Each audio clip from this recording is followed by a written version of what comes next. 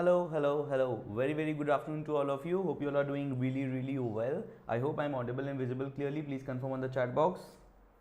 Please confirm the chat box if I'm audible and visible clearly. Hello. Very good afternoon to all of you. Hope you all are doing really well. I hope I'm audible and visible clearly. Please confirm on the chat box. Okay, yes. I feel I am audible and visible clearly. Okay, thank you so much.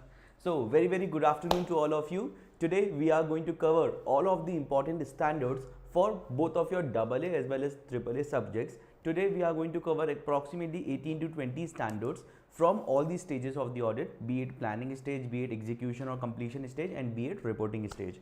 So we are going to take up all the standards including ISA 300 series, ISA 500 series and ISA 700 series, and we are going to throw some light on ISA 200 series as well. But why I am not throwing much of the light on ISA 200 series is because those are very basic standards. Once you read it, you will be understanding it, and that includes fraud as well as deficiencies in internal control. That I would suggest that you please go and read in full once, and then we can discuss on the doubts over that. Okay, and for rest of the standards which forms direct part of the question, we are going to cover today. Okay, because when you see ISA 200 series, generally direct question is not formed on that. Maybe one part 5 mark 10 marks question could be formed on that. Okay, so what you need to do, you need to read it. We will cover the basics of it, and then what you can do is you can read it and we can discuss about it. Okay, I hope that is clear. Yes, I hope that is clear.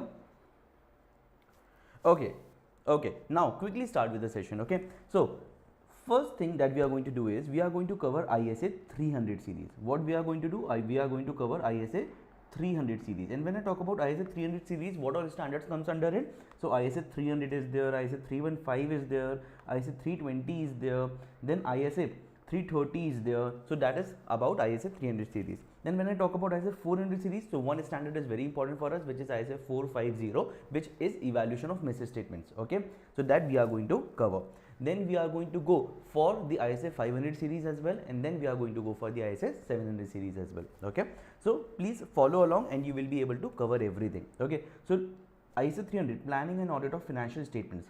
Planning and audit of financial statements. Here we talk about the importance of planning, why planning is important, what kind of planning needs to be done, what is audit plan, what is audit strategy.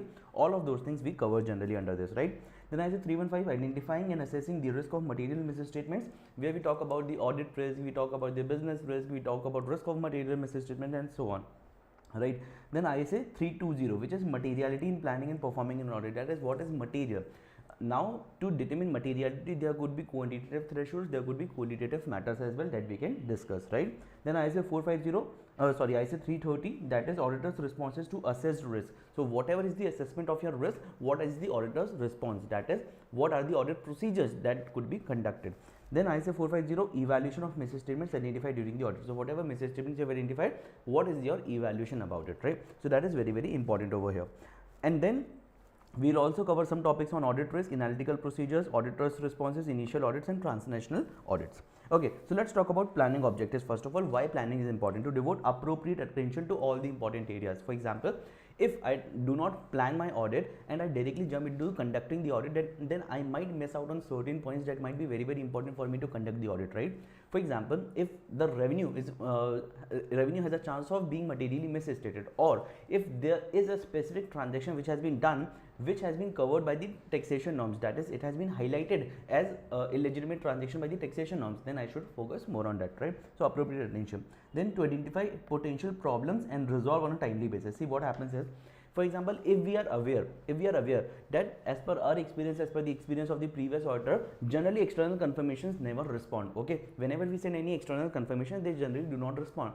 Now, if we are aware about it, then what we can do is we can include it in our planning stage. We can discuss about it and we can perform the plan and perform the alternative procedures right now only. During the planning stage only we can plan on that. Then to organize and manage the engagement in an effective and efficient way. When I say effective and efficient way, it means economical way. Time and cost benefit should also be there, plus there should be more and more effectiveness as well as efficiency as well. For example, we should be able to conduct all the relevant procedures, we should be able to include all the relevant professionals, whatever is required to conduct the audit. In certain cases, professionals are also required, right? Now, to assist in assigning, directing, supervising and reviewing audit. See, what happens is, if during the planning stage it has been decided that 30th September is the end date of conducting all the execution parts, okay, and all the work papers needs to be submitted by 30th September, and then the review procedure and the completion stages would start. Okay, now if this is included, this is clearly communicated in the planning stage, then definitely the audit could be planned, performed in a very efficient and effective way, plus there could be delegation, there could be supervision, there could be review appropriately. Then using professional skepticism at planning. When I say professional skepticism, it means three things, right? Being alert towards situations, towards conditions that might pose a possible, misstatements. Then what is more important here is to understand critical evaluation of audit evidences, that an auditor should critically evaluate audit evidences. And the most important part or word or phrase that is used to define professional skepticism is having a questioning mind, okay, that is very, very important for all of us to understand. I hope this is clear. Yes. Now using professional skepticism at planning. So using high degree of entities knowledge, that is whatever knowledge you have, we use this word, no, cake, cumulative audit knowledge experience, right? Designing NT. What is NT? Nature, timing and extent of audit procedure that responds to assess risk.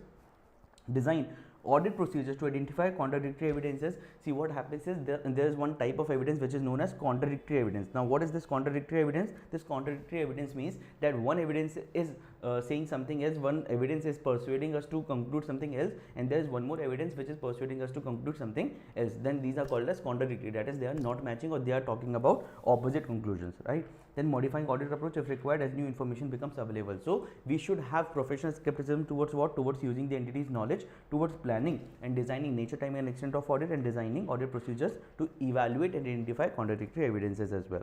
Now when I talk about audit strategy, then there is one more word which is more important, which is audit plan. See, when we talk about audit strategy and audit plan, what we need to understand is that which one is broader. So which one is broader?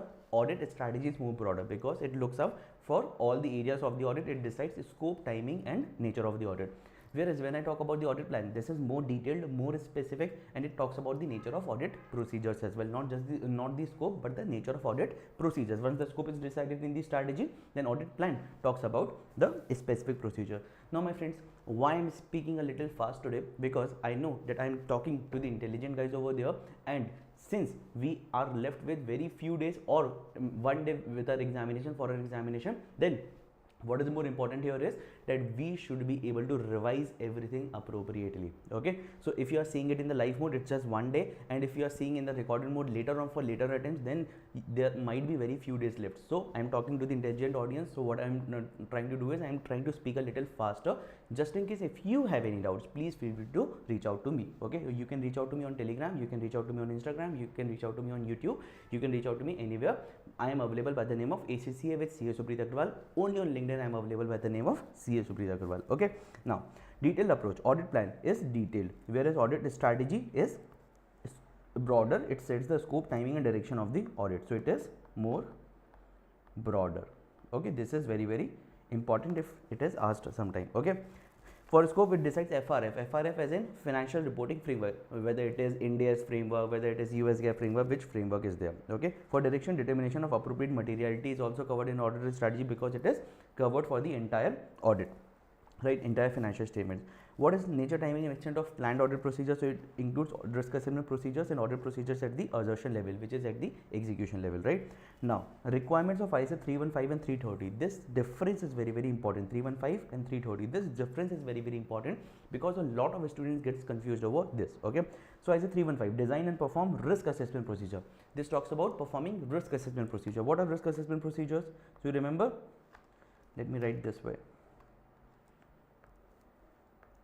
So you remember there was ICAIORR, right? So inquiry is there, but confirmation cannot be performed. Analytical procedure could be performed. Inspection could not be performed for risk assessment. Observation could not be performed. Recalculation and reperformance could not be performed. Okay, so that is inquiry and analytical procedures. obtain an understanding of the entity and its environment, that is understanding the entity and its environment. It could be external environment, it could be internal environment, it could be past performance, it could be future performance, it could be the nature and efficiency of accounting systems, it could be the nature of internal controls within the organization. Obtain an understanding of system of internal control. You remember that crime we discussed about. Crime stands for what? Control, environment, risk assessment, information system and communication, right? Monitoring and existent control activities. And identify and assess the risk of material misstatement of FS. What is risk of material misstatement, by the way? You remember? IR into CR, inherent risk into control risk we discussed, right? So this is pure revision. So I'm just reminding you of the important pointers over here. Then we talk about ISA 330. So design and implement overall responses to assess risk. When I talk about responses, it means the audit procedure. It means the audit procedures. Okay, this is very, very important over here. Then design and perform further audit procedures to respond to assess risk. Further audit procedures or further audit procedure in the form of ACCA AA ORR could be there. Evaluate whether overall presentation at FS level is in accordance with AFRF or not. That is whether the format that has been used is as per the applicable financial reporting framework or not. That is very, very important over here. Okay. Then evaluate sufficiency and appropriateness of audit evidences obtained. When I talk about sufficiency, although we will have a detailed discussion about it in ISA 500 series, but if I talk about sufficiency, it means the quantity, and if I talk about the appropriateness, it means the quality. Quality is determined by two things. One is relevance, another one is reliability. Okay, I hope this is clear. Now ISA 315, this was all about ISA 300, now ISA 315. Okay, ISA 315 stands for, or it has the title, identifying and assessing the risk of material misstatements, okay, through understanding the entity and its environment.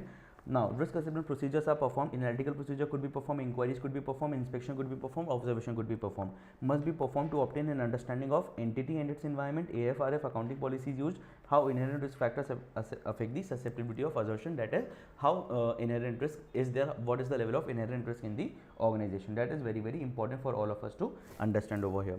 Now the auditor must evaluate whether the entity's accounting policies are appropriate and consistent. When I talk about accounting policies, it needs to be consistent and appropriate for the entity and consistent from the previous year. Okay, appropriate to the entity and consistent from the previous year. Okay, that is very, very important. Now understanding the system of internal control, so it talks about three things. What is the objective that it is trying to achieve? So these are three subjects of the US CPA paper we discussed about. One is FAR, which is financial reporting, right? Second one is BEC, which is effective and efficient business operations, and third one is REG, which talks about the regulations, and we discussed about it as well, right? So that is very, very important for all of us to understand. Now components of internal control. When I talk about components of internal control, we have already discussed about crime, right? We have already discussed about crime few minutes back. When I talk about crime, C stands for control environment, R stands for risk assessment, I stands for information system, then M stands for monitoring, and E stands for existent control activities. That is very, very important. Okay, what is control environment? The overall policy, system, procedure, structure that has been created. Risk assessment, what is the process to identify the risk and evaluate the potential of the risk. There are certain risks which are considered as more impactful than the other risk. Okay, then information system and communication, how the information flows within the entity, outside the entity, and whether the information communicated is relevant or not. Control activities, what are the actual procedures that have been put in place to prevent something from going wrong. And when I talk about monitoring, then whether all of these four procedures are working efficiently and effectively or not. Then I talk about general IT controls. What are general IT controls? General IT controls talks about authentication, authorization, and physical access. Authentication, whether only the authentic transaction or authentic line items are allowed in the entry or not. Authorization, whatever entries, whatever transactions are being done, whether they are properly authorized by the relevant individual or not. And wherever there are physical assets available and physical controls put in place, say ID card, whether it has been granted to the relevant people with relevant authority and liability or not. For each control activity and general IT control identified, the auditor must evaluate its design and implementation. That is whether it has been designed appropriately or not, and whether it has been implemented appropriately or not. That is what? Design and operating effectiveness. So whenever auditor gives any report, it talks about two things: design effectiveness and operating effectiveness. Okay, then risk of material misstatement is designated by reasonable possibility of likelihood and magnitude and levels of risk of material misstatement. Reasonable possibility of likelihood and magnitude, that is what is the chance of it happening, and if it happens what would be the impact. If there is low chance and low impact, then we can ignore it, okay. But if there is high chance and high impact, then we have to take the immediate measures over it. When I talk about levels of risk of material misstatement, then it is at two levels: financial statement level and assertion level. At assertion level, there are inherent risk and there is control risk also. When I talk about FS level, it affects many assertions and many line items of the financial statements, whereas when we talk about assertion level, it talks about classes of transaction, account balances and the transactions, okay. So inherent risk and control risk. When I talk about audit risk, now there comes a very important definition, which is what is audit risk, okay. There could be a question in, especially in case of AA. Generally it is not asked in case of AAA, but it is definitely asked in case of AA, okay. So what is audit risk? What is audit risk? So the answer is very simple. Audit risk is the risk that an auditor issues inappropriate opinion when the financial statements are materially misstated, which means that when financial statements were materially misstated, that is when they were wrong and you have issued inappropriate opinion, that is you have said it to be right, not the other way around. That is, if they were right and you have said it wrong, that is not audit risk. But if they were wrong and you have made it right, or you have given a right opinion, then it is called as what? Audit risk. So the risk that the auditor gives inappropriate opinion when financial statements are materially misstated, okay. When I talk about AR, audit risk, that is called as risk of material misstatement into DR, and risk of material misstatement is further divided into IR into CR. Therefore audit risk becomes IR into CR into DR. What is inherent risk? What is the risk before consideration of any internal control? What is the susceptibility of misstatements to assertions before consideration of any internal controls? What is CR? That controls fails to prevent or detect and correct a material misstatements. What is detection risk? Audit procedure will not detect a material misstatement that exists and could be material, okay. That is called as detection risk. Now components of detection risk is sampling risk and non-sampling risk. What is sampling risk? The conclusion that has been derived by verifying the samples, and the conclusion that would have been derived if the entire population was tested, then the difference between these two opinions is called as sampling risk. And non-sampling risk, any risk other than the sampling risk or statistical risk is called as non-sampling risk. So a risk that the auditor's conclusion based on a sample may be different from the conclusion that would be reached if entire population was subjected to the same audit procedures, and risk that arises from factors that cause the auditor to reach an erroneous conclusion for any reason other than the sample size. Now when I talk about business risk, these are generally operational risk. These are generally what? These are generally operational risk, okay. These are generally operational risk, okay. Now there could be strategic risk, like the strategy is wrong, okay. Then reputation risk, it could be related to the public image of the entity. Then environmental risk, it could be related to the social risk also. Environmental risk, that you are creating some hazardous effects for the environment. Process risk could be there, that is what you are doing is you are engaging into non-value adding activity. And information risk could be there, that is information made available to stakeholders resulting into inappropriate decision. That is what is happening is that whatever information you are giving to the stakeholders, that is not appropriate. If that is not appropriate, then definitely the decisions taken based on that information might not be appropriate as well. Here's an exam tip here, which is focus on existing risk and not speculate on additional risks that might arise. That is, what happens is a lot of students does this, that whatever risks are given in the case study in the question, especially in case of AAA, they do not focus on that, okay. What they do is say if there is a transaction given that the company deals in foreign currency also, okay. Now it is mentioned specifically that they are very efficient, they have a separate department, still they will say that, you know, they will highlight it as a risk that there could be foreign currency losses. My friend, it has already been mentioned in the question that they are very efficient in that, so you do not need to create your own risk. Yes, if you feel that there is some point given which makes it a risk, then you have to write it. For every risk you write, be it in AA paper, be it in AAA paper, what you have to see, you have to write why it is a risk, okay. Now at the end of this video, what we will be doing is we will again be discussing about what is the core differences between the strategy to be followed for AA and the strategy to be followed for AAA. And since I understand that how much valuable your time is, I am going to be very quick on that, okay. Now ISA 330, auditor's responses to assess risk. How auditor needs to respond. So auditor is required to design and implement overall responses to address the risk at the FS level, and further audit procedures that are responsive to assessed risk of material misstatement at the assertion level. That is, two things are there: overall responses and further audit procedures. Overall responses for FS level and further audit procedures for the assertion level. I hope this is clear. Yes. If you have any questions, please feel free to let me know in the chat box. If you are understanding it, please feel free to let me know in the chat box. I can see that some people are attending this live session. I would request if you can just comment yes, no, whatever your response is, so that I can understand. Okay. Now, audit responses could be in the form of testing controls, which is also called as TOC, test of controls, right?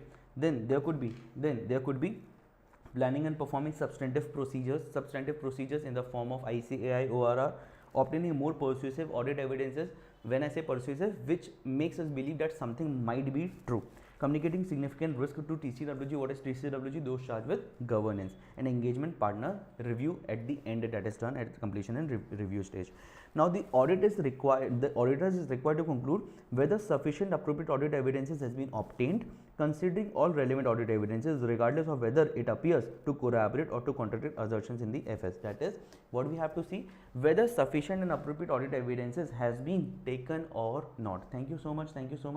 So what we need to understand is whether sufficient and appropriate audit evidences has been taken or not. Whatever is the conclusion, that is the next part, but first auditor needs to decide whether sufficient and appropriate audit evidences has been taken or not. Okay, that is very, very important.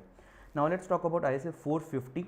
ISA 450, let's talk about this. ISA 450.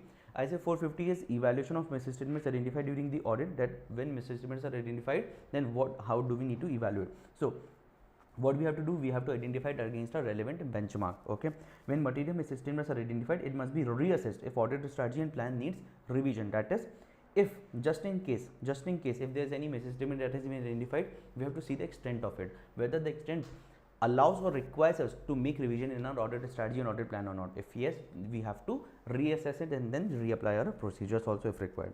Now, audit considerations include the possibility that undetected errors would exceed the materiality levels. This could happen, that undetected errors could exceed the materiality levels.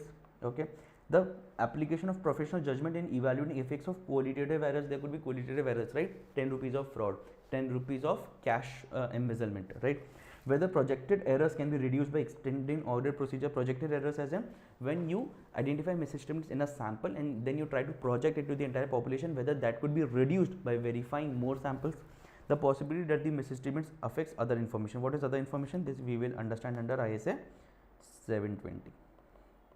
I hope this is clear. Now ISA 320. Let's talk about ISA 320. ISA 320 is what? Materiality in planning and performing an audit. Materiality in planning and performing an audit. Okay. Now, material information. What is considered material? Anything would be material if it has the capability of impacting the economic decisions of users of financial statements. I'll repeat. Anything would be called as material if it has the capability of impacting the economic decisions of users of financial statements. Okay.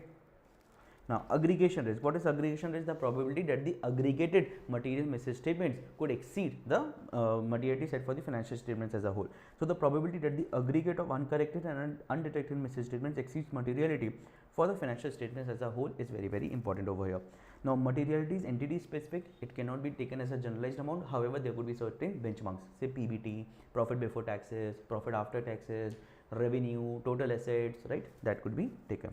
Now, materiality has both qualitative as well as quantitative aspects. Like we discussed, even 10 rupees of fraud would be considered as material even when the overall quantitative materiality is say 1000 crores. Now, materiality might be influenced by importance of an item to users, nature of the entity, ownership structure, everything. Now, levels of materiality. So, there is one materiality as the FS as a whole, then there is transaction, class of transaction, account level, account balance or disclosure materiality, and then there is performance materiality for above.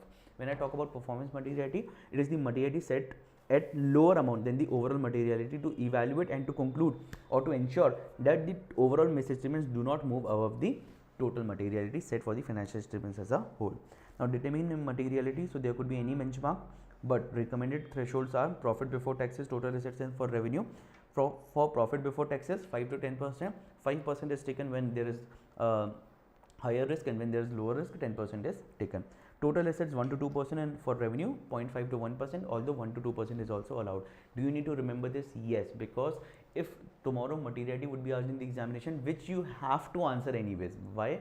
Because whenever there would be significant risk, there would be any audit risk that would be identified or that you would be asked to identify, what you will have to do is you will have to look at it from the point of view of materiality. For that purpose, you will have to calculate the materiality, and for that you have to remember these percentages.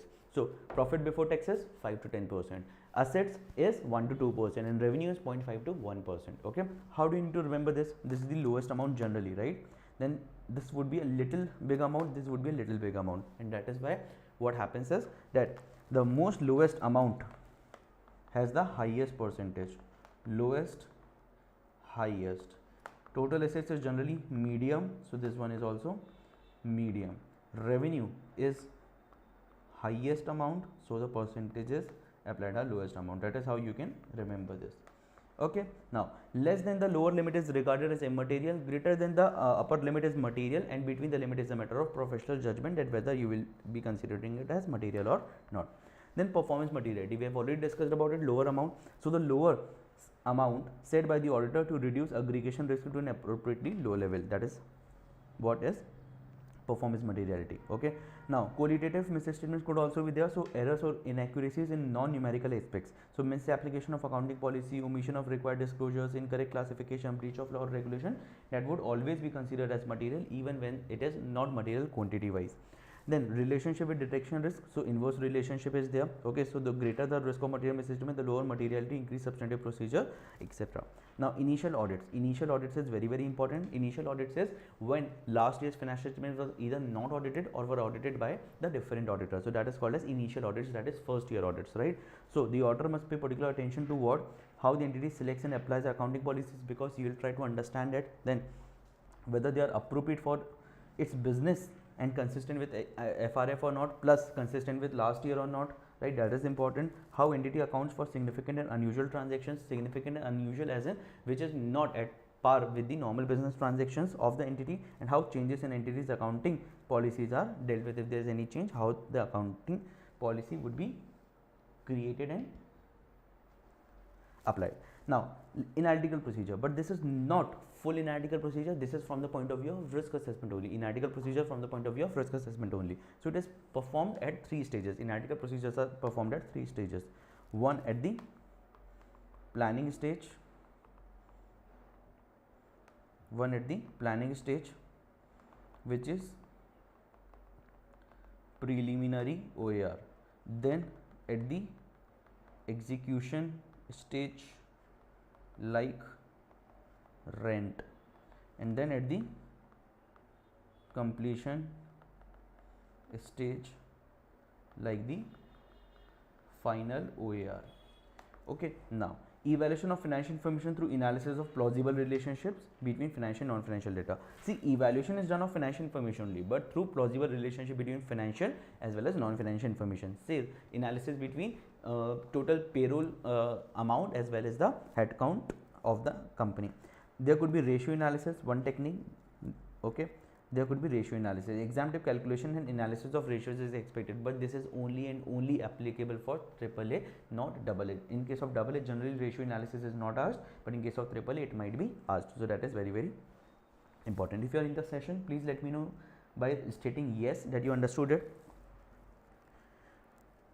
Okay, now one common point that you should study with group audit, but I will just mention it over here. Transnational audit. Transnational audit, when the audit is conducted in some other jurisdiction and it is being relied upon by people other than the home jurisdiction. Say audit is being conducted in India, but it is also being relied upon by people in America or UK, so that is called as transnational audits. We have to look at it from the point of view of financial reporting and auditing standards issue.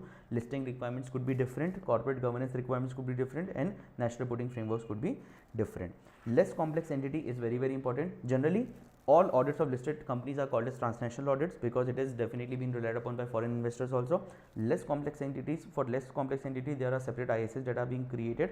Okay, those also help us issue reasonable assurance only. If ISA for LSC is used, regular ISs do not apply, and there could be specific prohibitions. There could be qualitative characteristics that may be required. Say no, less complex entity, less unusual transactions. Quantitative threshold could also be there based on different jurisdictions, that this entity with this much of revenue could use the ISA for less complex entity. That is very important. With this, we have completed this particular part. Now what we can do is we can go for the next part, which is evidence and testing, where we will be covering these many standards, where we will be covering ISA 500, ISA 530, ISA 230, ISA 505, ISA 580 and ISA 510. So we are going to cover all of these, but let's take a 2 minutes break before we start doing this. Okay, let's take a 2 to 3 minutes break, then we will be starting with this. Thank you.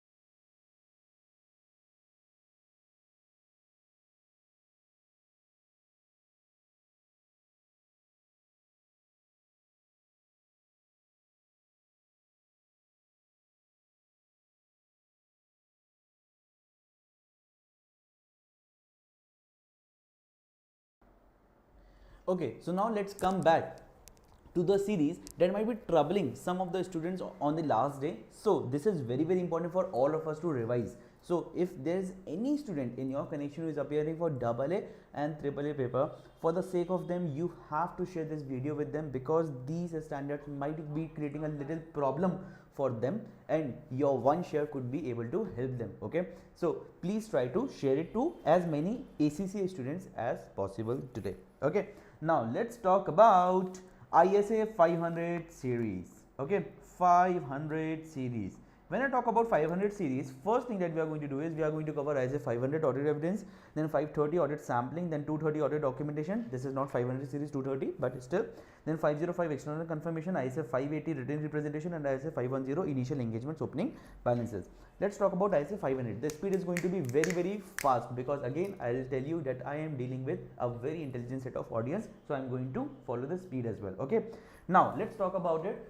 So when I say ISA 500 audit evidences, one word that comes up here is that design sufficient and appropriate audit evidences to draw reasonable conclusion. Obtain sufficient and appropriate audit evidences to draw reasonable conclusion. When I say sufficient, what do I mean by it? The size or the quantity. But when I talk about the appropriate, it talks about the quality, and quality is determined by two things. One is the relevance and another one is reliability. Okay, this is very important to understand for all of us. Okay, so this is what is mentioned over here. Okay, relevance, reliability. If evidence is not achieved, sufficiency cannot be achieved. Now my friends, if you are watching this session in the live mode, do let me know if you are liking these notes. Okay, I have particularly written these notes myself, so please do let me know in one sentence whether you feel that these notes are going to help you in your examination or not. If yes, I authorize you, you can take the screenshots and revise for yourself, not an issue from my end. Okay, now factors to consider. See, before we decide what is the quantum of audit evidence, what we have to see, what is the risk of material misstatement. Higher the risk of material misstatement, more number of samples could be taken, vice versa. Nature of internal controls, if internal controls is more efficient, more effective, then lesser samples could be taken, otherwise more. Reliance on effective controls, if reliance is high, if you can rely on the internal controls, lesser samples, otherwise more samples.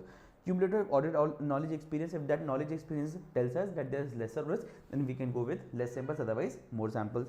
Materiality, what is the materiality? Now here comes the interesting part. If materiality is higher, there could be lower samples that might be required. If materiality is lower, there could be more samples that might be required. Audit findings, if other audit evidences tells you that the information is reliable, there is no major chance of risk of material misstatement, then what you can understand is, then you can understand that what you need to do is you need to take lesser samples, otherwise more samples could be required. Okay, now source and reliability. Source and reliability, trustworthy source and less evidences. Then if there is trustworthy source, then less evidences. Appropriateness, relevance and reliability. Relevance, whether the evidence obtained addresses the right assertions or not. Whereas when I talk about reliability, this talks about whether written evidences are more reliable than oral. Independently obtained evidences are more reliable. Direct evidences that are obtained directly by the auditor are more reliable. Consistent with other audit evidences that are more reliable. Original documents over duplicate documents are more reliable. And if there is some area for which effectiveness of controls is already established, then that would be considered as more and more reliable. Now information given by management expert is considered as internal. Why so? Why so? Because that is management's expert. Management has hired them. That is why it is an internally generated source only. Now understanding the test objectives, if understatement is there and if overstatement is there, what needs to be done? In case of understatement, you have to determine the source of information, that is what is the source of information, and you have to identify whether everything has been taken care of. Test if everything has been included. Whereas when we talk about overstatement, what we have to do, we have to take any sample from this sheet where we think that there could be more and more items that might be included, and we have to go back and check if that is relevant. For example, if we think that more and more assets are taken in the books, then what I can take is I can decide one asset from the sheet, and then I can see whether it actually exists or not. So agreeing what is on the list back to supporting evidences. Okay, now sources could be risk assessment procedures and further audit procedures. Risk assessment procedure we have already discussed, inquiry, analytical procedure, right? So there could be understanding internal controls, suitability of design and implementation must be supplemented with test of controls and substantive procedure. Whereas when we talk about test of controls, we talk about effectiveness of operating effectiveness is tested generally. Okay, then substantive procedures, so to detect material misstatements in FS. Okay, now procedures for gathering evidences, ICAI ORR. Remember ICAI ORR, I told you ICAI ORR. I stands for inspection, C stands for confirmation, A stands for analytical procedure, again I stands for inquiry, O stands for observation, R stands for recalculation, and R stands for re-performance. Inspection what? Inspection, that is verifying the supporting evidences. Confirmation, taking external confirmation, ISA 505, that we are going to discuss just after this. Then analytical procedure, plausible relationship, evaluation of financial information through plausible relationship between financial and non-financial information, we have already discussed. Inquiry, asking questions, understanding. Then observation, that is people are working and we are observing their work, like in case of a stock count recalculation, what we do in case of depreciation, we try to recalculate the mathematical figures, and reperformance, as in we try to reperform one of the procedure which we do in walkthroughs. How to answer in examination? So we have to address the relevant assertions, we have to recollect accounting entries, and we have to perform all the procedures as per ICAA ORR for all the assertions. That is very, very important. Now, automated tools and techniques. What is automated tools and techniques? Where systems are being used to either perform the audit task or to draw the conclusions on it. So technology driven tools and methods used by auditors to streamline, enhance or perform specific tasks in the auditing process. Example, audit software, test data and data analytics. Now, data analytics, conversion of raw data into actionable insight is called as data analytics. Okay. Now, audit applications are there and benefits are there. Audit applications, analytical procedure 25 trends, controls testing, three-way matching between PO, GRN and invoice, segregation of duty, ARCC, authorization, recording, then custody and reconciliation. Now, comparison. Now, substantive procedures to check validity, fraud detection, general analysis. Okay. Then I say 520 analytical procedure. We have already discussed about it, which is plausible relationship between both financial and non-financial data. However, the evaluation is of financial information only. Okay. Then purposes to, so we can perform it at the risk assessment procedure stage also. We can perform it at the substantive analytical procedure stage also, and we can perform it at the overall review completion review stage also, like we have already covered, right? Now, types of procedure, there could be trend analysis, whether something is following the trend or not. Then ratio analysis, like we have already discussed, and reasonable test, that is whether something is looking reasonable or not. For example, in my case, I have particularly used this reasonable test for the increment rate also, for the incremented salary also, for the packing material also, like we have discussed in the regular classes. Okay. Now, when I talk about ISA 520 specifically, there's something that is very, very important over here, which is analytical procedure do not provide direct evidence of, do not provide, okay, this is very important, they do not provide direct evidence of what? The existence of assets or liabilities, rights and obligations, generally more suitable where strong controls over transactions are in place. Okay, so they do not provide evidence for two assertions, existence and rights and obligations, whether the asset exists or not, whether the liability exists or not, whether they belong to the entity or not. What they assume is that it is existing and it belongs to the entity, then it starts its assessment. Then reliability of data is very, very important in case of analytical procedure, because you are taking the data which has been submitted to you. Now that data should be reliable, otherwise all of your procedures that have been included would not be reliable again. Then near the end of the audit, this is particularly performed to identify if there would be any last minute entries that have been posted. JV testing is also done to evaluate whether any last minute entries has been done or not. Then ISA 530 is very important, audit sampling. Now, what is audit sampling? Audit sampling is any procedure which is applied to less than 100% of the population is called as sampling. Even if you have taken 99% of the samples, will it be called as audit sampling? Yes, it would again be called as audit sampling only. Okay, so selection of samples could be in three formats: 100%, specific items and audit sampling. When I talk about all items, it means it could be done for very high risk areas or areas with very low population, say 5 samples are there, 2 samples are there, 3 samples are there. Specific items, these are known as key items.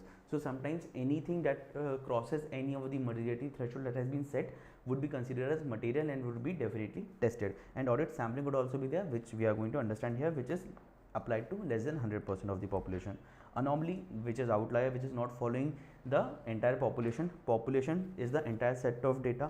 Sampling risk and non-sampling risk we have already discussed. Tolerable misestimate, up to which the auditor can accept without modifying the audit opinion or without mentioning it in the report.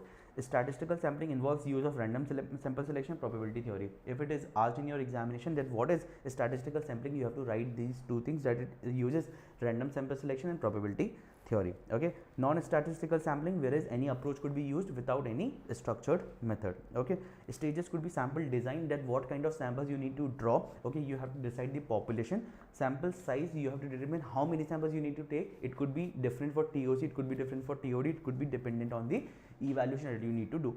Then sample selection, exactly applying the sample selection technique and identifying the samples, then testing it, and then finally evaluating the results and projecting it. Okay, so design includes what is the objective of the test, nature of audit evidence, whether population is complete or not, etc.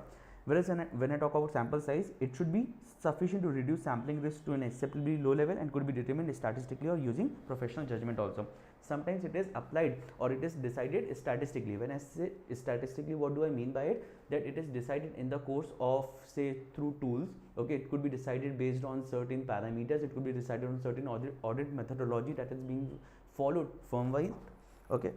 Then selection. So all sampling units must have a chance of selection. There could be different methods. Random selection method, which is generally random using tools. Okay, systematic or interval selection method, that is first item, 20th item, 40th item. Haphazard selection, no structured method could be there. Block selection, 1 to 20 all items would be selected. Monetary unit sampling, weighted average based on the amount which is the value. Higher the value, higher chance of selection. Random selection using random number tables or computerized random number. Systematic, interval between constant interval. Monetary unit sampling, likelihood of each item is value weighted. Haphazard,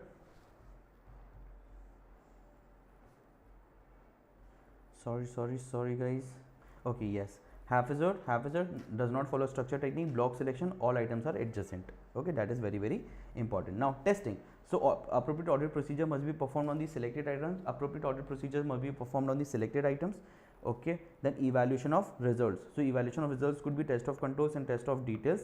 Test of controls means if controls do not appear to be operating effectively, modify procedures.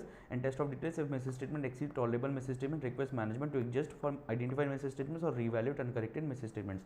That is, if you identify any misstatement, you have to request to the management to either correct it. If they correct it, it's good. If they do not correct it, then it is very important for you to understand that you have to identify the implications of it in the audit report as well.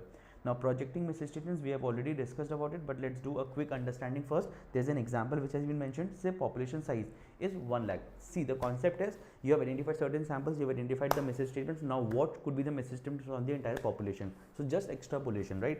Population 1 lakh, sample value 20,000, isolated misstatement 10,000, which is definitely a misstatement. Okay, actual misstatement is 15,000. Okay, so projected misstatement would be actual misstatement 15,000 on a population of 90,000, not 1 lakh, because out of 1 lakh 10,000 is definitely misstated, and sample value is 20,000. So from 20,000, 15,000 is materially misstated. So how much would be materially misstated from 90,000? So that would be 67,500 plus 10,000 isolated. So total 77,500 would be materially misstated. Now let's talk about audit documentation. When I talk about audit documentation, what do I mean? Let's try to understand this. Okay, when I say audit documentation, what do I mean? Let's try to understand this. My friends, try to understand this thing, that work that is not documented in case of audit is not done. Okay, work that is not documented is not done. Okay, you might be feeling that I am speaking at the speed of 1.25 or 1.5, and that is true. Now my friends, this is my talent that I could speak clearly in this speed, but it should be your talent to understand it as well. Okay, just in case if you're finding it difficult, please let me know on the chat box that you're finding it difficult. Otherwise, I am respecting your time and I'm trying to cover as much as syllabus that is possible in just 2 hours. Okay, so we could even spend less than 2 hours as well, but it should not be a single minute more than 2 hours. Okay, that is my goal at least. Okay, now definition and scope. So the record of audit procedure performed, relevant audit evidence obtained, and the auditor's conclusion, also called as working papers. This is the definition. Scope, it includes audit programs, that is what all things are considered as documentations, audit programs, analysis, briefing documents, summaries, confirmation letters, written representations, and other correspondence as well. Now purpose, primary purpose is to provide evidence for the procedure that have been performed, for the evidences that have been obtained, and for the conclusion that has been reached. So 3 things are there: primary purpose, procedures, evidences, and conclusions. That is very important for all of us to understand. Okay, now additional purposes could be increasing the economy, efficiency, and effectiveness of the audit, assist in planning and performing the audit, facilitates direction, supervision, and review, helps in retaining records for future, creates accountability among team, and facilitates quality in external reviews. Now extent, audit documentation should be prepared to the extent that is sufficient to enable an experienced auditor to understand what procedures have been done, what evidences have been obtained, and what conclusions have been drawn. But this particular person, this particular experienced auditor should have no previous connection with the audit, and this is one master question that could be asked from this standard. Now factors to consider, what should be the level of documentation? So factors to consider includes nature, size and complexity, identify risk of material misstatement. Higher the risk of material misstatement, higher would be the amount, higher would be the nature of documentation. Extent of judgment required, if more judgment, more documentation. If it is a standard with audit methodology, say 5% is taken, then lesser documentation could be there. Otherwise, if any non-standard rate has been taken, then more and more documentation. Extent of direction, supervision, review. If it is highly under direction, supervision, review, then less documentation would be required, but more documentation should be done to evaluate and to enable those people to do their work efficiently. Standardization, standard documents can be used for audit completion disclosure checklist, questionnaires, and specimen letters. Specimen letters in the form of sample letters like external confirmation. See, standard work papers are something that could be used, but it should be used for areas which has lesser risk or which has repeated monotonous routine work. Okay, but should be tailored for each client, and it should be updated with ISS, IFRS and other requirements. There's something called as permanent and current audit file. When I talk about permanent audit file, what do I mean by it? Permanent audit file. Permanent audit file means what? Permanent audit file means that which you use for multiple years. Say external confirmation, say engagement letter, say audit, say previous year auditor's report. But when I talk about current year's file, these are external confirmations. These are certain evidences that are being taken for the current year. So contains information of continuing importance to the audit, engagement letter, legal documents, etc. Previous year FS. Whereas when I talk about current year's files, it contains information relevant to the current year's audit, like checklist, questionnaires, written representation, etc. Okay, significant matters. All significant matters must be recorded, including details of discussion with appropriate client personnel, and written representation must be obtained. Any necessary departure from applying ISS must be recorded, including the reason for departure and how the audit objective was achieved under the circumstances. Usually, a separate summary document is prepared to record significant matters. Separate summary document is prepared to record significant matters and how they were resolved. Separate summary document, which is generally called a summary of review memorandum in a lot of audit firms as well. Now, assembly of working paper files. So, all working papers must be reviewed and signed off before the auditor signs the auditor's report. Okay. If there would be anything left, then administrative nature could be done within 16 days from the date of the auditor's report. And after the final assembly, if any changes has been done, then first of all you cannot delete it, and if modification is done, then by whom, when and by whom and who reviewed it must be recorded as well. Confidentiality and safe custody, this is also important. See, as per ACCA recommended period, it is 7 years for text files as well as audit working papers, but ISA 230 requires only 5 years. So conclusion is 7 years, because ISA requires 5 years and ACCA recommended is 7 years. So we generally take 7 years to comply with both. Then other points are very important here. Working papers are the auditor's property and not client's property. Client could, if some document belongs to the client only, is submitted by the client, belongs to the client, then they could ask the auditor to make it available. A client may require the auditor to disclose documents which belong to the client only to a third party.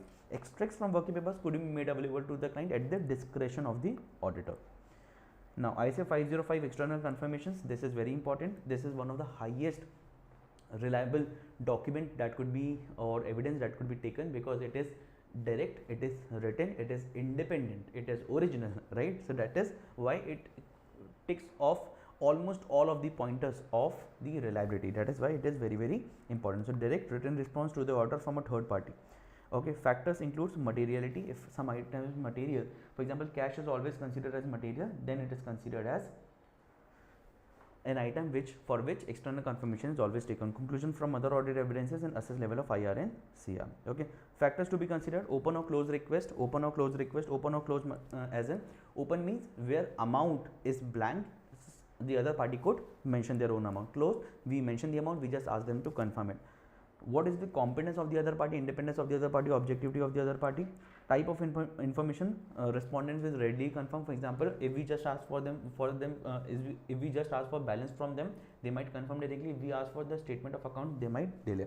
Management authorization to respondents, so that is why we attach one management representation letter as well to our request. Okay, methods could be positive as well as negative. Positive as in you have to respond, we request them to respond even if they agree or disagree, whereas in case of negative, we only ask them to respond if they disagree. Okay, disagreement, agreement or disagreement, both. Okay, now confirmation process is very important. Selection process should be there, sending confirmation request and receiving responses, and then evaluation process, constructing a sample. Okay, we decide sample, Letter requesting confirmation, we draft the letter, we take the management authorization. On receiving responses, agree or reconcile differences, either agreed, that is matching, if not matching, then for non-replies, perform alternative procedures. That is the very important part here. Now, I think the last standard of this series, not last, the second last, after this we will be covering initial audit engagement. So I say 588 written representation. Written representations are written statements by management to confirm management's responsibilities and to support other audit evidences. That is corroborative. That is corroborative. Okay. Now, written representations provide necessary audit evidence, but they do not provide appropriate audit evidences on their own. Representation from management covering key areas of the responsibilities must be obtained in writing. Management's responsibility for the design and implementation of internal control. Okay.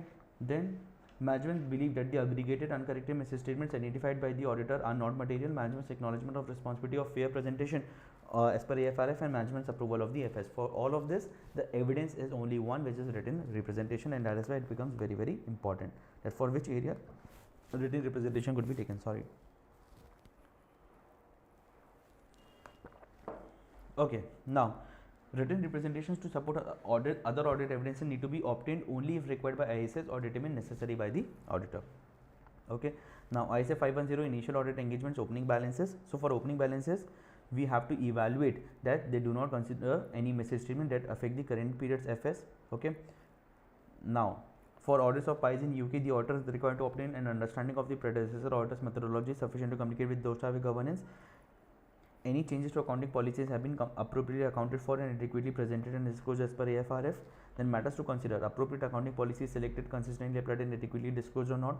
Nature of accounts and risk of material misstatement in current period FS is what? Materiality of opening balances to the related to the current period's FS. Then procedures: prior reporting period audited by another auditor. Then what we have to do? We have to review most recent financial information, and we have to review predecessor auditors' working papers if available. For audits of PI in UK, a predecessor auditor is required to grant the auditor access to the additional report to the audit committee in respect of previous year. Whereas if prior period auditor's report is there, okay, so pay particular attention in the current year reporting to the effect of matters that resulted in a prior year modified opinion, material uncertainty related to going concern section or emphasis of matter paragraph, audit conclusions and reporting. So if insufficient appropriate audit evidence will give rise to qualified opinion or disclaimer of opinion. Okay, insufficient appropriate audit evidence. This is insufficient, not sufficient. Okay. Now, similarly, opening balances containing misstatement which could materially affect the current period FS will result in a modified opinion. If the predecessor auditor's opinion was modified, the audit opinion on the current period's FS will only be modified if the matters remain unresolved and material as well. So, with this, we have completed this particular standard series as well. Now, we can come to certain standards, which is ISA 560, 570, 710, 720, and then we have to complete the 700 series, which includes 700, 701, 705, 706. Okay.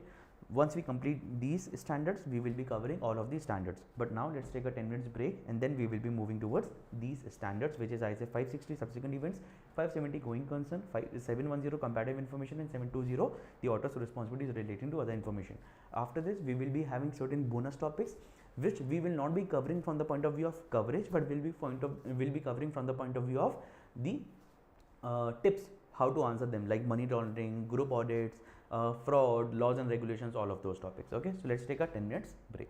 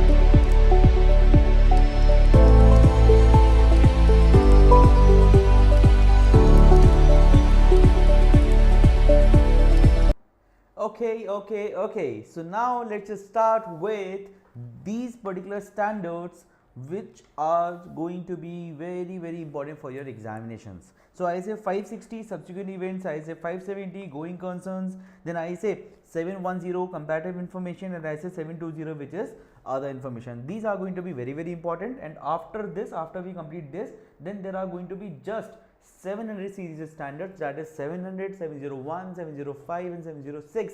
Those 4 standards that we'll have to cover, and we will be covering all the important standards. Okay, now, and at the end we will be covering certain bonus steps for other chapters as well, that how do we need to cater to answers, how do we need to address all of those pointers, all of those other chapters in our examination. Okay, so let's talk about ISA 560 first. Okay, ISA 560. First of all, why review is important? So that whether every area has been addressed or not, whether all the procedures have been done or not, whether everything has been summarized correctly or not, that is very important, right? Now, when we talk about ISA 560 subsequent events, that is more important to understand what are subsequent events. These are not the subsequent events that we study in FR or SBR, but these are the subsequent events that are really different. Okay, in FR and SBR, we cover up to the date when FS are authorized for issue, right? But here we only cover the date from the date of FS to the date of the auditor's reports and facts that become known after the date of the auditor's report. The definition is entirely different. Okay, however, the concept is same, that is there are 2 types of events, one are existing events, another one are non-existing events. If there are any existing events, whether the adjustment has been done appropriately or not, that is important, and if there are any non-existing events, then whether the disclosures have been given or not, that is very important. What are the existing events which provide further evidence of condition existing at the reporting date? Say there were inventories, they caught fire. But non-existing event indicative of condition that arose after the end of the reporting period, say a new litigation claim that has come up in the current year. Okay, now there are 3 events before the date of the auditor's report. Okay, so auditor should be proactive in identifying it, read minutes of meeting, inquire of lawyers, inquire of management regarding any subsequent event, new borrowings, any planned investments, any particular issue of shares, any unusual accounting adjustments. Okay, that is very important over here. But when we talk about other ones, event 2 after date of auditor's report but before FS issued, after date of auditor's report but FS issued, so now management should inform auditor, as responsibility lies with the management, because auditor has performed their work, auditor has given the signed report also, right? Now auditor should consider if FS needs amendment. If FS needs amendment, then auditor should evaluate if required amendments had been done by the management, and if not done by the management. If done by the management, then auditor should withdraw old auditor's report. Now this procedure is very important, that if management has done the changes, what auditor needs to do? Auditor needs to withdraw old auditor's report because that is not reliable now, extend audit procedures, verify the new items and issue new report. Whereas if management refuses to make any amendments, then discuss issues with TCWG, not management. Those have a governance, and if FS released without amendment, take action to prevent reliance on the auditor's report. Now event 3 after FS are issued. Event 3 after FS are issued. FS has been issued, auditor's report is definitely issued, so auditor has no obligation to inquire unless auditor becomes aware of a fact that had it been known at the date of the auditor's report, they would have changed their opinion. If auditor concludes that FS need amendment, then same steps as event 2 above, that is if changes have been done, withdraw old report, verify new evidences and issue new report. If not done the adjustments, then discuss with TCWG and stop the reliance on the previously issued report. Okay, yes. Now I say 570 which are going concern. I say 570 which are going concern. So whether entity will be able to survive for foreseeable future, whether entity will continue its operation for foreseeable future. If you have any questions, please feel free to write on the chat box. I would be happy to answer. So whether entity will continue its operation for foreseeable future. Generally this foreseeable future is a period of 12 months from the date of the reporting period, but it might be different for other entities as well. Okay, if there are any material uncertainties, then auditor should report. So if material uncertainties which cast doubt on the appropriateness of the going concern basis should be disclosed. Who does this assessment of going concern? Management does it. What auditor does? Auditor evaluates that whether the assessment done is appropriate or not, and if there are any material inconsistency related to it or not. Okay, now when the going concern basis is not used, the FS should disclose what the fact that going concern basis is not used, the basis of preparation. Then if going concern basis is not used, then what is the other basis of preparation, say NRV basis of preparation, why the entity is considered not to be a going concern, that is details why it is not considered as a going concern. Okay, What are auditors' responsibilities? What are management's responsibilities? This is a very famous question here that could be asked for your double examination specifically. Okay, so auditors' responsibility: consider appropriateness of management's use of going concern basis, whether material uncertainties require disclosure, to communicate with TCWG if material uncertainty exists. Whereas when we talk about management's responsibility, it is just to assess entity's ability to continue as a going concern. Okay, now this particular point is very important. Please pay due attention to this. The auditor should keep alert or should be alert throughout the audit process for the events and conditions that may cause doubt about the entity's ability to continue as a going concern. If identified, the auditor should perform relevant additional procedures, reassess components of audit risk. Okay, now there could be indicators of significant doubt, just like we study in case of impairment. No, there could be indicators. So here also there could be indicators. There could be financial indicators, there could be operational indicators, there could be other indicators. When I talk about financial indicators, there could be net liability position, net cash flow position. Operational indicators, laws of KMP could be there. Other indicators could be non-compliance with laws and regulations could be there. Now, one important point: auditor should ask management if it knows of indicators of significant doubt beyond the assessment period. Okay. Now, reporting. This is very important again. Reporting part is very important here. Going concern basis is appropriate. If going concern basis is appropriate, note that FS has been prepared on going concern basis. That's it. No separate paragraph in the auditor's report. Whereas if going concern basis is appropriate but material uncertainty exists, then we have to see if adequate disclosures are given under section material uncertainty related to going concern. This is unmodified opinion, but material uncertainty related to going concern is there. Okay. Refer to the relevant note in the FS, but opinion would be unmodified. And here a lot of students makes this mistake that this is unmodified opinion only, this is not modified. Whereas if disclosure is not given, then qualified or adverse opinion given the basis of impact. If the impact is on the overall FS, then adverse. Otherwise, if it is affecting one or certain assertion, then qualified.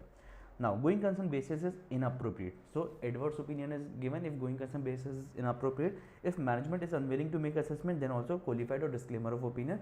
Qualified if it is affecting some items of financial statements, and disclaimer of opinion if it is affecting multiple items of the financial statements.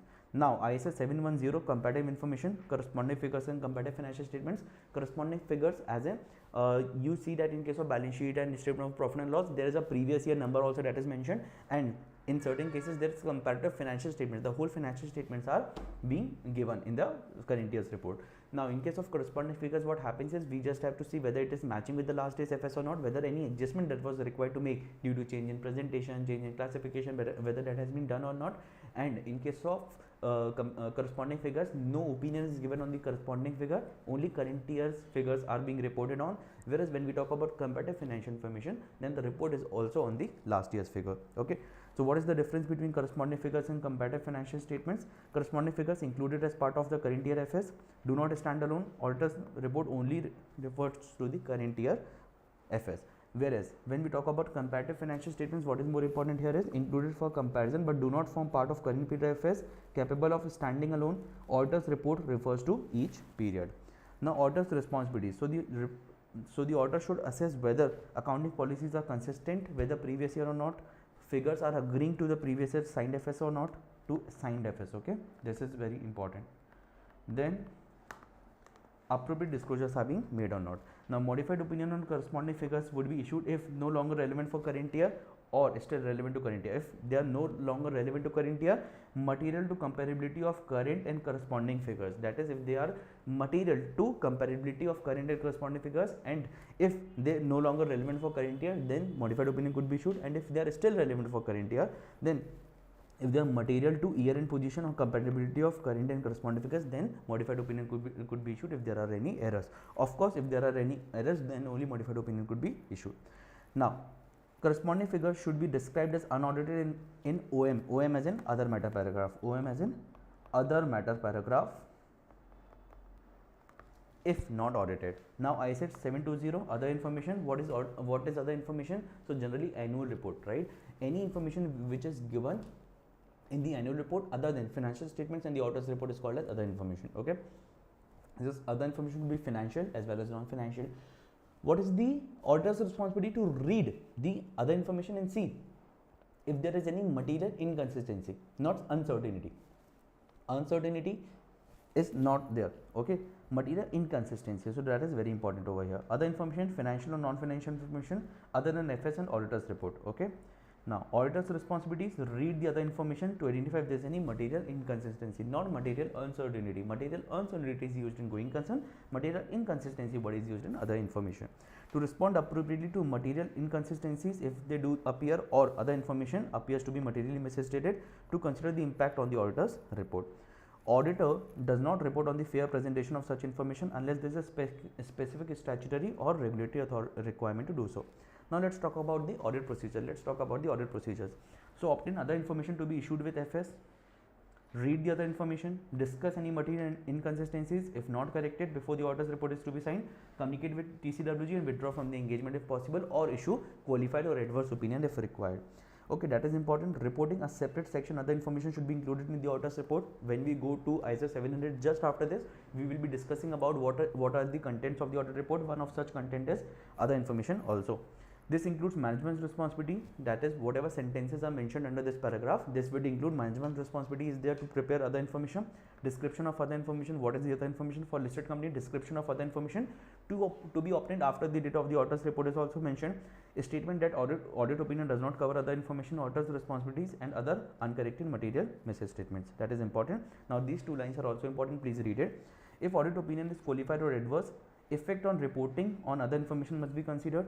Okay, if audit opinion is qualified or adverse, effect on reporting on other information must be considered. That is, if qualified or adverse opinion is there, whether you have sufficient evidences to test or read the other information or not. If disclaimer of opinion is issued, then no other information section should be included in the auditor's report, because when you have not gained the information, how will you identify the material inconsistencies? That is why it is not tested only. Now let's go for the last part where we are going to discuss about these four standards like we discussed: ISO 700, ISO 701, ISO 705 and ISO 706. Okay, once we complete these four standards, we will be done with all the relevant standards that we need to cover for today. Then in 10 minutes we will be covering some of the bonus tips, and that's how we will be closing this session. Okay, if you are liking this session, please hit the like button, please subscribe the channel for more information, and if you have any doubts, please feel free to reach out to me on my Telegram channel, Instagram channel, YouTube, LinkedIn, anywhere you feel comfortable. I am available everywhere by the name of ACCA with CA Supreet Agrawal. Only on LinkedIn I am available by the name of CA Supreet Agrawal. Okay, if you've watched this video at any time, please feel free to comment down your queries, or you can reach out to me on my Telegram channel ACCA with CA Supreet Agrawal as well. Okay, and do share this video with all ACCA students who are going to appear for AA, AAA in either December 25 or March 26 as well. Now my friends, please try to understand one thing, that if you need the professional advice from me, professional coaching from me, then you can also come to our website, which is www.bbvirtualsglobal.com, where our regular as well as crash courses are available for all the upcoming attempts as well. Okay, now let's talk about ISO 700. Okay, because what we are covering in 2 hours here, we have covered in regular classes in 20 hours. Okay, with a lot of examples, with a lot of real life case studies, and it will be very, very amazing for you to learn from that. Okay, now ISO 700, forming an opinion and reporting on financial statements. So in forming an opinion, the auditor's considerations of the FS include: sufficient and appropriate audit evidences have been obtained or not, uncorrected misstatements are material or not, FS prepared are as per AFRF or not, accounting estimates are reasonable or not, terminology used are appropriate or not, P&D, that is presentation disclosure, achieve a fair presentation or not. Now content of audit report, so there is title, addressee, audit opinion, basis for opinion, going concern, key audit matters, other information, responsibilities of management and those with governance for FS, auditor's responsibilities for FS, then report on other legal and regulatory requirements, for example in India CARO, name of engagement partner, auditor's address and signature and date of the auditor's report. Now types of misstatements, so this is extract from ISO 450 talks about these 3 misstatements: factual misstatement, judgmental misstatement, projected misstatement. Projected is something that we have already covered. You remember that isolated misstatement calculation, that is projected, when you try to project the misstatement identified in one sample to the entire population. Then factual misstatement, where there is no doubt, like incorrect disclosure is given. Judgmental misstatement, where there is a difference between judgment of auditor and management, so arise from management judgment concerning accounting estimates. Example, when determining fair value of non-current assets, there could be different measures that could be evaluated. When I talk about ISA 705, it talks about modifications to the opinion in the independent auditor's report.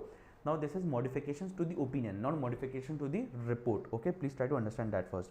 The audit opinion will be either unmodified or modified. Under modified, there is qualified opinion, adverse opinion, or disclaimer of opinion. Under modified audit opinion, there is qualified, adverse, or disclaimer of opinion. What is not considered as modified opinion? EOM or OM paragraph, that is not considered. If you have mentioned anything under emphasis or meta paragraph or other meta paragraph, that is not considered as a modification. We are going to learn about that standard just after this. Then material uncertainty related to going concern, we have just now discussed under going concern that if there is any material uncertainty related to going concern, that is not considered as the modification. Now see, this box is going to help you to remember the definition of all these opinions, all these modified opinions. See, an auditor will issue adverse opinion. I'll repeat once for everything. Okay, so an auditor will issue adverse opinion if material misstatements are present in financial statements, the effects of which are pervasive in nature. Okay, now for disclaimer of opinion, an auditor will issue disclaimer of opinion if there is lack of sufficient and appropriate audit evidences and the possible effects of which are pervasive in nature. Pervasive as in universal, applicable to overall FS. Now qualified, we have to mix both. Okay, so an auditor will issue qualified opinion when material misstatements are present in financial statements, the effects of which are not pervasive in nature, or not and, or lack of sufficient and appropriate audit evidences, the possible effects of which are not pervasive in nature. So here we always use the word possible effects, whereas here we always use the word effects. I hope this is clear. Now, in the professional judgment of auditor, effects of FSR, in the professional judgment of auditor, effects of FS are not confined to specific elements, then it is considered as pervasive, that it affects multiple elements, then represent or could represent substantial portion if it includes substantial portion of the FS and fundamental to users understanding, then also it is called as pervasive. Then this definition that is mentioned over here, you can read it, we have already covered in detail in our regular classes. Now we are left with two standards, ISO 701 and 705. So 701 is key audit matters. What are key audit matters? Key audit matters are the matters which are of most significance in the conduct of the audit as per the professional judgment of the auditor. Key audit matters are the matters which in the auditor's professional judgment are of most significance during the conduct of the audit. It could include areas which has significant risk. It can include areas where sufficient or substantial time was invested, substantial judgment was taken. Okay, these are taken from the matters that are communicated to those shall have governance. So it can only be taken from matters that are already being communicated to those shall have governance. Plus, auditor also needs to mention that is the only area where auditor's responses are very, very important. So matters that in the auditor's professional judgment were of most significance in the audit of the financial statements of the current period, they are selected from matters communicated with the TCWG. Must be included for audit of listed companies, that is, it is mandatory for listed companies. Now, why CAM? It provides greater transparency because here not only the matters that are wrong are reported, but matters that were of most significance, all the significant matters that are being communicated to those with governance, out of those all the important matters that in the professional judgment of the auditor are of most significance in the audit in conducting the audit, that is also communicated. It increases the communicative value because it allows the auditor to not just communicate the errors but also communicate what is important in their vision. Now, CAM is not a substitute for modified opinion, reporting on going concern, issuing a separate opinion or individual matters. That is, you cannot issue CAM and say that okay, now we will not issue modified opinion, now we will not report on going concern, or now we will not issue a separate opinion, now we will issue a separate opinion on individual matters. That is, if say property, plant and equipment are material misstated, you cannot just say that okay, now we do not need to report on this just because we have given key audit matter disclosure. Okay. Now, when the auditor disclaims an opinion, as in issues disclaimer of opinion, CAM should not be included in the auditor's report unless required by law, because when you have not been able to obtain the evidences, how will you be able to identify the significant judgments? Okay. Now, determining CAM, so matters that require significant auditor attention are called as CAM. It could be areas of high assessed risk of material misstatement and significant auditor judgment also. Now, communication to users. So, separate sections in the report are there for CAM, and CAM along with auditor's responses could also be would also be mentioned. That is, auditor's responses as in auditor's procedure would also be mentioned. Now, in exam, your answer on CAM should include what the issue is, why it is a CAM, and what was the procedure of the auditor that helped us evaluate it. Now, IC 706, emphasis on meta paragraph and other meta paragraph. So this is fundamental to users understanding. This is additional information. Okay, matters presented in FS, these are matters not presented in FS.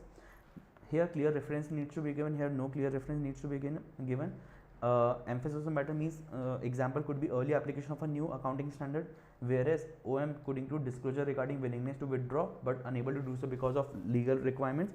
There are certain common points also, like neither paragraph affects the audit opinion, that is whatever is the audit opinion that would be there. This is just additional form of communication, and placement depends on the nature of information. If it is more important information, it is at the above stage of the audit report, otherwise downwards. Now, a new auditor may refer to predecessor auditor in OM paragraph if allowed by law. That is, if you have to take certain reference from the previous year auditor's report that this matter was qualified in the previous year auditor report, where you need to write it, you can write it in the other matter paragraph. Now, reporting on LC. LC as in less complex entity. So, all elements would be same. Main difference is that basis for opinion will state the audit was conducted in accordance with ISA for LCE. You need to mention this, that audit is conducted as per ICE standards. Okay, that is important. And ISA for LC includes a table specifically for circumstances when audit opinion should be modified and for types of opinion that may be expressed. So there is a separate standard that has been created, there is a separate table that has been created. Now let's talk about certain other important areas. With this we have completed all the relevant standards that we were supposed to complete. Now let's talk about certain other important areas. Okay, see my friends, now let me discuss with you certain other pointers that might be important for your AA paper and certain pointers that might be very important for your AAA paper. Now for AA paper, apart from what we have understood, there needs to be revision of one more point which we are not able to do today, which is audit procedures. That is, you have to draft audit procedures. So how you need to answer this, let's discuss on this. Okay, that is first question. See, if you have to answer this, what you have to do, consider assertions for the given item, and draft one procedure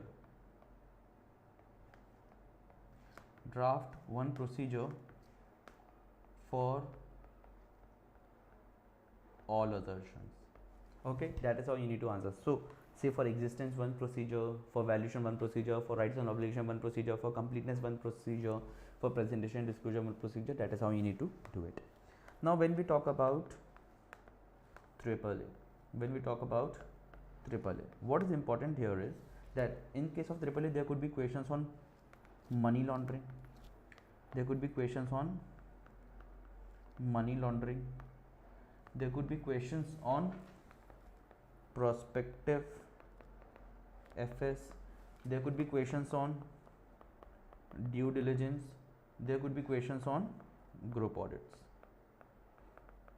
Okay, so what you need to consider while answering these questions. In case of money laundering, first of all you should know the definition of money laundering. Okay, so please revise it. You should know the offenses under money laundering. Okay, that is very important. Okay, when we talk about prospective FS, you should know that it is a non-assurance service, so non-audit services is there. Okay, then auditor, or the word used is practitioner.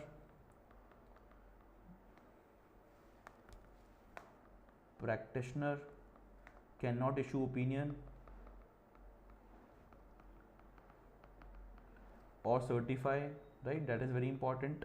In case of due diligence, what is more important here is that types of due diligences, okay, procedures, what procedures could be performed under due diligence, what evidences you can obtain, what information you can verify. In case of group audit, terminologies, what is group auditor, what is component auditor, what is group management, what is component management. Then instructions by group auditor, so what needs to be communicated by group auditor to component auditor. Then evaluation of report of component auditor, that is very important. Okay, evaluation and consideration, that is very important here. Now there are certain topics which are important for both, like fraud and error, NOCLAR, and deficiencies in internal control. Deficiencies in internal control. How do you need to deal with these topics? Let's try to understand. In case of fraud and error, so prevention and detection of fraud, prevention and detection of fraud is the responsibility of management. That you need to write first. Is the responsibility of management, that you need to write first. Okay. Second, fraud is always material, that is important, plus fraud risk triangle, that is very, very important. You remember IPO plus rationalization, incentive, pressure, opportunity and rationalization, that is important.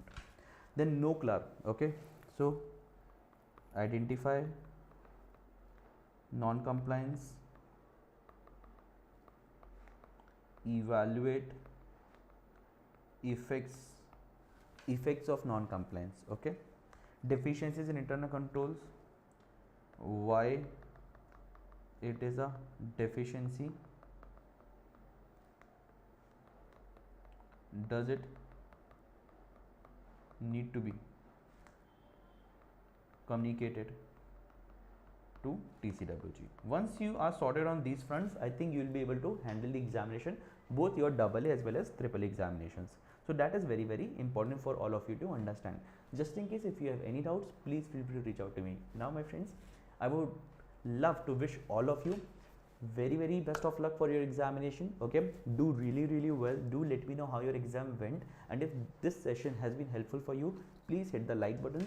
Please share it with all the students in your connections who are going to appear for AA or AAA paper in December 2025 or March 2026 attempt. Plus, if you are looking for professional coaching classes for your AA, AAA and law paper, please feel free to reach out to me, and for other papers also, please feel free to reach out to me. I would be able to help you in that by referring you to the relevant faculties. Okay, so all the very best. Thank you so much for attending the session, and I wish you all the very best for your tomorrow.